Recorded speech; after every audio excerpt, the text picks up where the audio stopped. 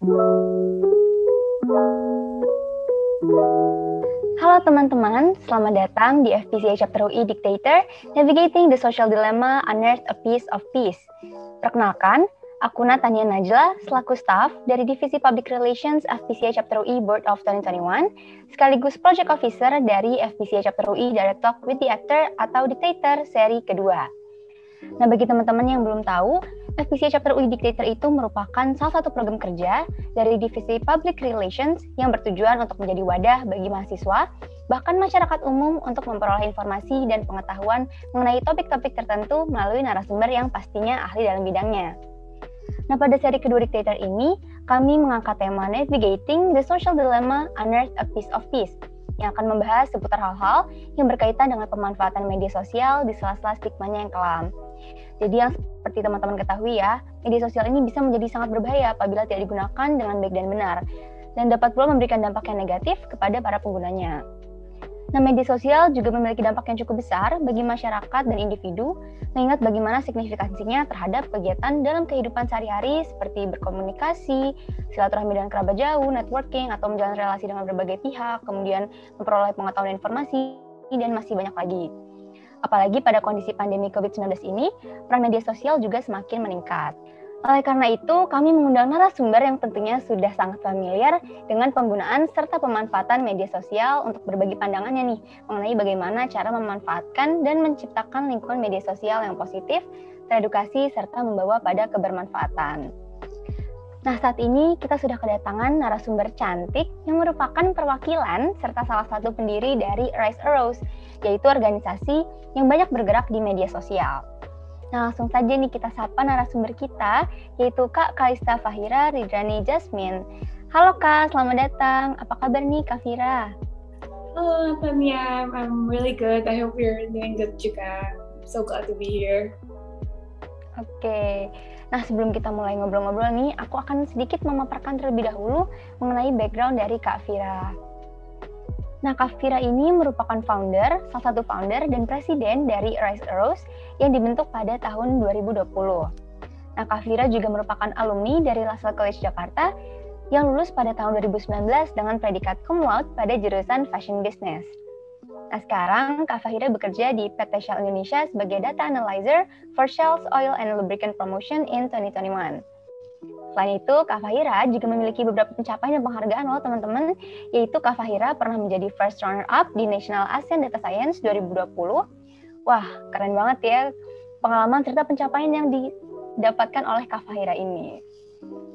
Oke, selanjutnya langsung aja kita mulai nih obrolan hangat kita dengan Kak Fahira. Oke Kak, berhubung tadi kita udah mendengarkan juga ya background dari Kak Fira ini, aku jadi pengen tahu nih Kak, kesibukan Kak Fira nih akhir-akhir ini apa sih Kak? Ya seperti yang kamu bilang tadi ya, sebenarnya lately aku tuh lebih ke fokus sama kerjaan dan juga Rise Rose aja sih. Cause at the moment aku shift dari Rise Rose, jadi for everything that's Rise Rose is having, mau dari programnya, mau dari kegiatan kecil ataupun exposure etc. itu semua dibantu dengan tim-tim aku dan tentunya aku yang handle. Tapi aside from Rise Rose, I'm also doing a full-time job at Shell as you mentioned, and mostly itu sih kesibukan aku. Oke, berarti selain dari kakak bekerja juga di Shell, ini kan juga emang fokus di Rise Rose nih Kak sebagai chief-nya ya, dan banyak in charge di program-program Rise Rose bersama dengan tim kakak. Nah, tadi juga udah disebut nih kakak ini merupakan salah satu foundernya. Kalau boleh tahu nih, Rise a Rose itu sebenarnya apa sih Kak? Mungkin kakak bisa jelasin nih mengenai Rise a Rose. Oke. Mungkin a little backstory juga ya gimana caranya we created Rise a Rose. Jadi sebenarnya Rise a Rose tuh foundernya itu ada 7 ya. Kita ber-7 dan itu kita mulai ada tuh tahun 2020 sekitar bulan April. Fun fact buat Rise a Rose, kita ber-7 tuh kan memang udah temenan nih. Tapi we've never intended awalnya untuk ngebuat sebuah organisasi. Jadi awalnya itu kita cuma berkumpul dan kita ngerasa, oh ini kan lagi pandemi, gimana sih caranya kita bisa ngasih positive impact ke orang-orang. Dan awalnya itu kita pengen buat self-love challenge. Jadi kita kumpulin nih, kita bertujuh dan kita pengen buat campaign. Tapi seiring kita ngobrol soal campaignnya, kita juga sadar bahwa oh ternyata kita bertujuh tuh semua punya fokus berbeda-beda ya di bidang sosialisasi. Ada yang misalnya contohnya kayak Mira, dia lebih fokus di environment, ada kayak Olive, di fokus ke education, and so on. Dan dari sana kita ngobrol, kita ngerasa kenapa nggak kita buat organisasi aja? Karena kita bertuju specialize in different things, kita bisa buat organisasi yang luang lingkupnya cukup besar. Dan dari sana kita mengadakan meeting and so on, akhirnya lah Rise Rose didirikan. Jadi saat kita mendirikan Rise Rose pertama-tama, tujuan kita tuh untuk inspire youth of Indonesia. Kita ngerasa bahwa during this pandemic, ini opportunity yang pas banget untuk kita sebagai youth mengembangkan diri kita agar membantu bukan hanya diri kita tapi orang lain juga. Jadi kita pengen membuat Rise Rose sebagai sebuah wadah ataupun platform di mana youth of Indonesia bisa berkembang dalam bidang-bidang yang cukup luas, mau itu di bidang environment, mau di bidang education, social, ataupun hal yang bisa dibilang cukup tidak common. Dan di sana kita ingin kita semua belajar bersama. Karena tentunya seperti aku, masih banyak knowledge yang aku lack nih di bidang environment yang misalnya founder lainnya tuh memiliki, ataupun vice versa. So we want to learn together from one another. And we want to create a platform yang bisa dibilang ini tempat-tempat youths can actually like be as one to contribute to the earth, to the world. Because it's very important to know that like you're not alone. There's a lot of people out there who's like less privileged than you, and it's your job to actually contribute and play your part. Because it is.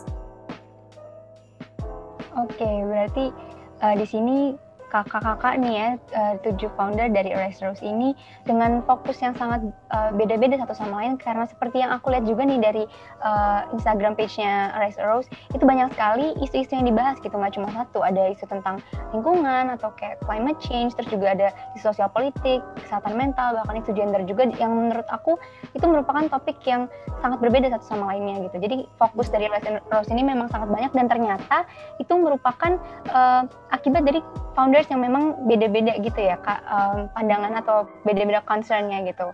Wah, ini menarik banget nih. Mungkin ini akan berlanjut juga nih ke pertanyaan selanjutnya.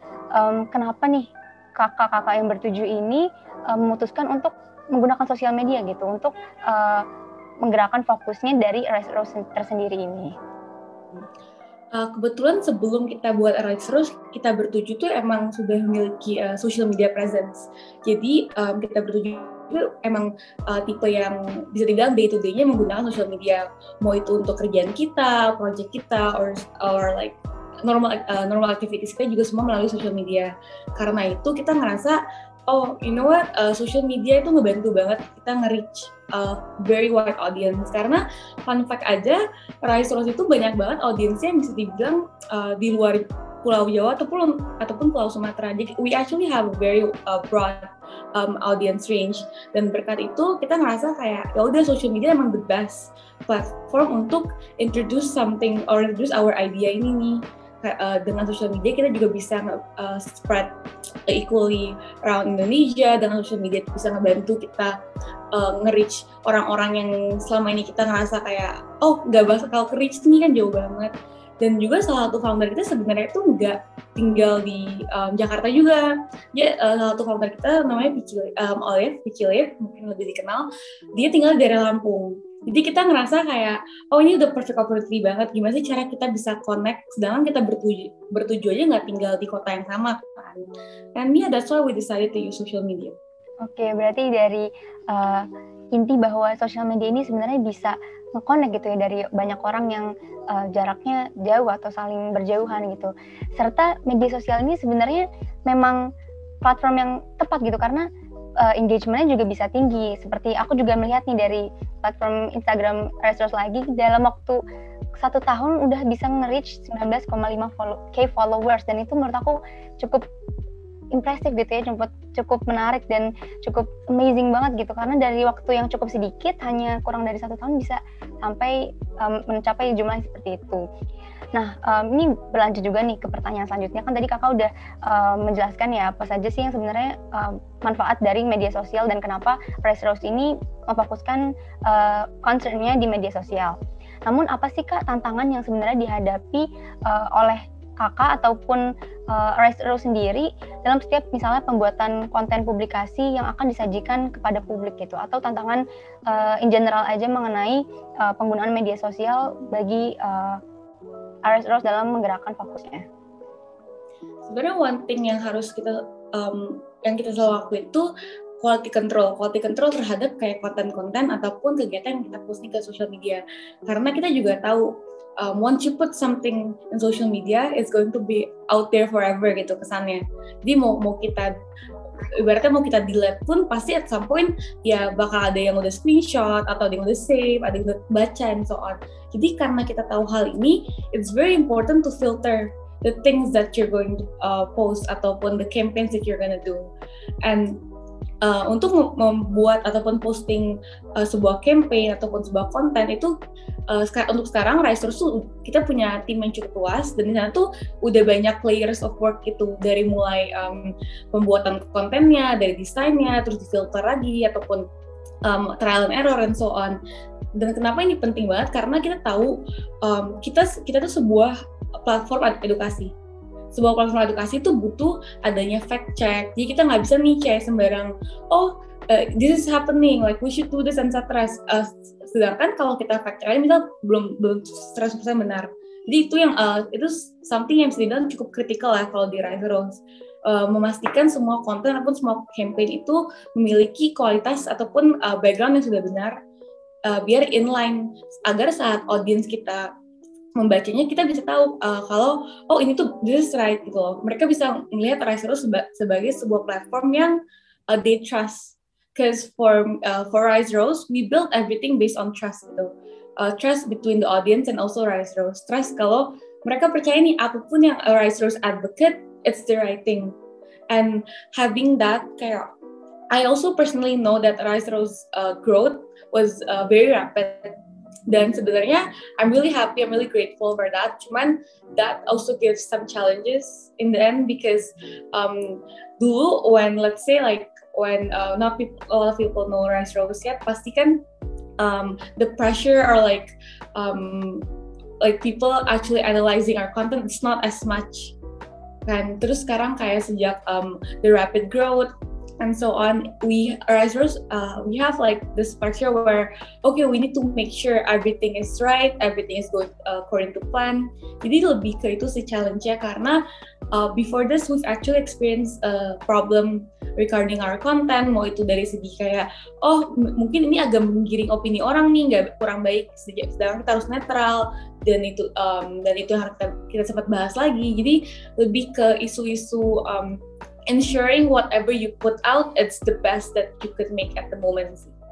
Oke, berarti yang emang menjadi tantangan ini gimana caranya untuk nge-maintain konten-konten yang dipublikasi ini biar ibaratnya lolos gitu ya Kak, untuk ditampilkan ke publik gitu. Oke, mungkin aku sedikit follow up juga nih. Pernah nggak sih kakak tuh kayak misalnya konten yang dikeluarkan itu ternyata mendapatkan feedback yang kurang baik gitu. Nah, dari feedback yang kurang baik ini, apa sih yang kakak bisa lakukan gitu, baik itu pengalaman kakak sendiri atau mungkin dari Rise Rose sendiri gitu? Tentunya pernah. Sebenarnya kita tuh sering ada namanya di mana we always come together juga untuk ngebahas ulang what happened this week gitu, apa yang kita kerjain, terus kayak what can be improved, kan we always have that. Dan terkadang ada juga di mana konten ataupun campaign yang feedbacknya kurang baik, dalam arti kayak yang aku bilang tadi, ini yang menggiring opini orang nih, sedangkan kita harus netral. Jadi itu sempat ada yang kita take down, ataupun ada juga yang kita clarified lagi. Ataupun terkadang kita mendapatkan setiap kali kita buat konten ataupun kita buat postingan di story gitu, itu kan sering banget masuknya DM. Dan kita sering buat story discussion di Rise Rose. Di sana kita ngebahas lagi nih, kalau misalnya tiba-tiba ada DM dari audiens kita yang ngerasa tapi kok kan pasti whatever you put out ada yang bakal debatin kan. Di sana tuh kita bakal bahas ulang, kira-kira what's the right way to solve this, gimana cara ngebahasnya, gimana cara ngejelasinnya. Karena again, for me or for like all of the Rise Rose team, kita tuh di Rise Rose tuh to grow and to learn kan. Jadi of course at some point what we put out or like our opinions pasti ada yang bisa dibilang kurang tepat. Dan di sana tuh kita selalu open sih. Kita selalu open di mana kalau ada pun DM yang misalnya menyalahkan ataupun tidak setuju dengan opini kita bahas di story. Oke, kita bahas di story, kita kupas, tapi kita kupas dengan ya bisa dibilang secara rasional juga. Kita harus melihat dari sisi perspektif yang orang lain tersebut. Jadi bukan kita cuma ngomong oh ya kita benar, opini ini salah, enggak. Jadi kita bahas dengan benar karena by the end of the day tujuan kita tuh untuk ngebantu audiens kita mendapatkan understanding yang lebih luas. Oke, wah ini menarik banget karena aku dengar dari yang kakak sampaikan berarti Rise Rose ini benar-benar interaktif gitu ya, karena dari opini-opini publik atau mungkin orang-orang yang nge-DM Rise Rose itu justru ditinjau lagi dan dijadikan topik baru gitu untuk publikasi-publikasi atau pembahasan yang disajikan oleh Rise Rose. Dan menurut aku ini sangat bagus gitu ya, karena di sini Rise Rose bisa menjadi safe space gitu bagi masyarakat atau bagi orang-orang yang mungkin memang sedang having problem atau punya masalah dan nggak tahu harus cerita kemana. Oke, nih pertanyaan selanjutnya nih Kak. Apa aja sih yang sebenarnya bisa dilakukan gitu dalam memanfaatkan media sosial sebaik-baiknya? Mungkin selain dari yang telah kakak jelaskan gitu ya, misalnya kalau Rise Rose ini kan salah satunya adalah dengan menyuarakan isu-isu tertentu gitu, yang sesuai dengan fokus narasumber fokus kakak masing-masing gitu dari para founder Rise Rose. Misalnya kan ada 7 founder dengan pandangan yang berbeda-beda gitu. Nah, mungkin kalau dari kakak sendiri nih, apa sih yang bisa dilakukan gitu sebenarnya untuk pemanfaatan media sosial ini? Kalau menurut aku sih lebih ke by the end of the day, mau itu media sosial kita secara personal ataupun organisasi, as long as like you post the things that you love, dan those things to have a positive impact ya, hal-hal yang baik kayak lebih ke you can always make use of that. Karena terkadang kita ngerasa kalau kita pengen ngebantu melalui sosial media itu kita selalu harus menyuarakan opini kita ataupun kita harus memberikan sesuatu yang edukatif, tapi faktanya enggak juga. Terkadang dengan melakukan kayak misalnya kalau kalian kerja sebagai content creator, itu kan nggak selalu kalian akan mengangkat isu-isu kayak what's happening in the world. You can actually like make music, you can make videos, you can make like content in general, dan konten-konten seperti itu sebenarnya cukup luas kan. Jadi for me, as long as you create kalian menciptakan sesuatu yang memiliki positive impact, yang that don't spread hate, then you're already using social media like in a good way gitu. Jadi kayak kalian udah menggunakan social media untuk hal-hal yang baik dan impact yang positif. Jadi lebih balik lagi ke personal semua orang sih kalau aku rekomennya kayak ya what do you like, what are you passionate in, and what do you want to share to the world aja. Oke, berarti untuk menciptakan ibaratnya lingkungan media sosial yang positif nih nggak harus yang menyuarakan isu tertentu gitu ya, atau kayak yang emang bener-bener sifatnya edukatif dan substantif gitu konten-konten yang disajikan, tapi mungkin bisa dikatakan menjadi diri kita sendiri dan spread positive vibes dan positive things itu juga bisa membantu gitu ya untuk pemanfaatan media sosial untuk menciptakan lingkungan yang emang sebenarnya positif dan terhindar dari hal yang negatif gitu. Nah, kalau menurut Kak Vira sendiri, kakak nih pernah nggak sih kayak ngalamin pengalaman buruk gitu dari media sosial secara pribadi ataupun sebagai pendiri dari Rise Rose nih? Tentunya pernah sih kalau secara pribadi. Even before Rise Rose was built, kan yang aku bilang tadi kita bertujuh udah aktif di social media kan. Dan kita juga udah pernah ngelakuin pembahasan di mana kayak we receive misalnya hate DMs ataupun hate comments, ataupun terkadang banyak banget orang yang misalnya nge-reply ke story atau menyuarakan opini mereka, tapi sebenarnya we didn't really ask for that gitu. Tapi setelah aku membahas lagi ya, sebenarnya when we put something on social media, itulah salah satu risknya. Kenapa kan aku juga ngejelasin kalau Rise Rose we have to be really careful tentang apa yang kita post. Mungkin kalau personal account kan kita selalu merasa lebih santai kan. Cuman I think that's just the con I guess of social media, karena we're free to create whatever atau post whatever we want. other people are also free to actually comment, give DMs, etc. whenever they want and whatever they want. Dan tentunya terkadang dengan dari social media kan kita juga nggak tahu nih sebenarnya siapa yang komen. It could be like our close friend, tapi ternyata kayak mereka pakai fake account or this and that. Dan getting like criticized or getting hate, it's not easy juga. Like in the beginning when like aku awal belajar juga kayak when I receive that, itu pasti di saat dimana aku down-downnya gitu loh, kayak oh why would someone do this, padahal I'm not even doing anything, I'm just being myself and so on. Tapi seiring aku bertumbuh, aku grow with Rise Rose, with my friends, aku juga belajar dimana those hate comments atau hate DMs etc. It helps me grow aja. I always try to take it in a positive way, even though sometimes it's not easy, sometimes it's full of hate. Cuman, for me, by the end of the day, I'm doing something that I really love. I'm doing something I'm passionate in. So as long as I have a positive purpose, and I'm not doing this to hurt others, I'm not doing something to like make people to give a negative impact to others, then I don't see anything wrong in that. So instead of like being down, sekarang aku mulai belajar di mana apapun komentar ataupun hate yang didapatkan itu aku pakai untuk belajar aja, untuk memperbaiki diri aku, memperbaiki organisasi aku, untuk get to know more aja, like I'm try my best to grow in a positive way aja. Dan like probably like a note, I would say kayak don't spread hate in social media, karena seperti yang kita bilang di awal kan social media itu luas banget dan kayak everyone can see and etc. Sebenarnya when you spread one hate, it's easier for another person to spread that hate gitu.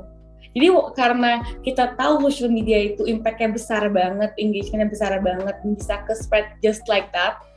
Don't really spread hate, because it could happen like the same thing for hate.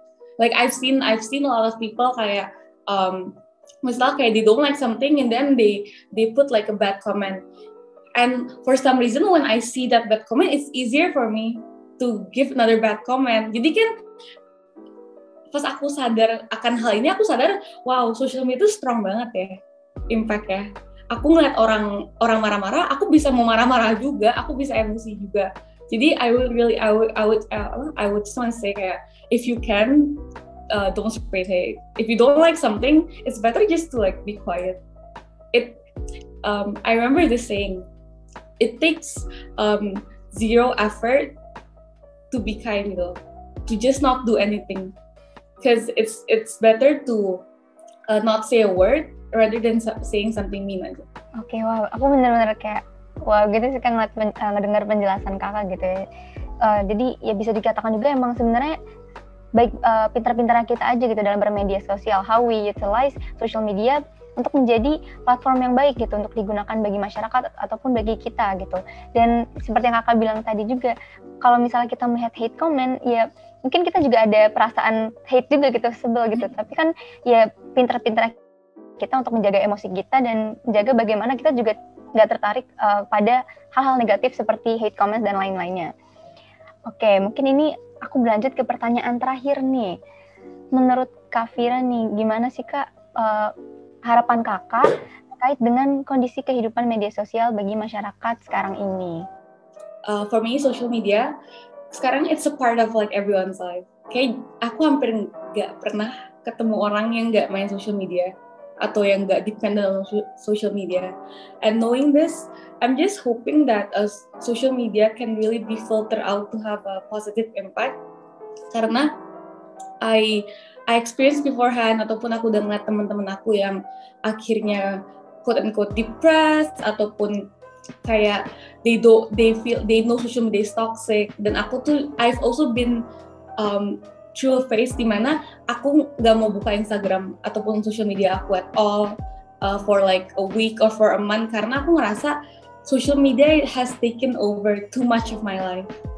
And I do feel that kayak sometimes kita ngerasa kayak oh ya gue cuma nge-story doang, tapi sebenarnya gimana ya, our lifestyle shifted gitu loh, dari yang kayak kalau ketemu temen bener-bener ngobrol, terus sekarang cuman kayak nge-story, terus kayak lebih kayak posting story, fokus buat feeds, this and that, tapi kayak nggak bener-bener kayak not really connecting to your friends, ataupun dari segi bisa dibilang social media is actually fake ya, bisa dibilang kayak kalau mungkin a lot of people they don't really portray who they truly are in social media, and I really feel like that's not healthy aja, and I don't want I'm not judging, cuman I feel like we should all try our best to accept ourselves.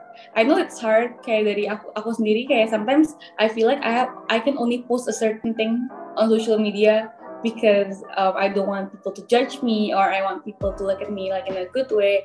Tapi when I reflect, I'm not happy with that gitu.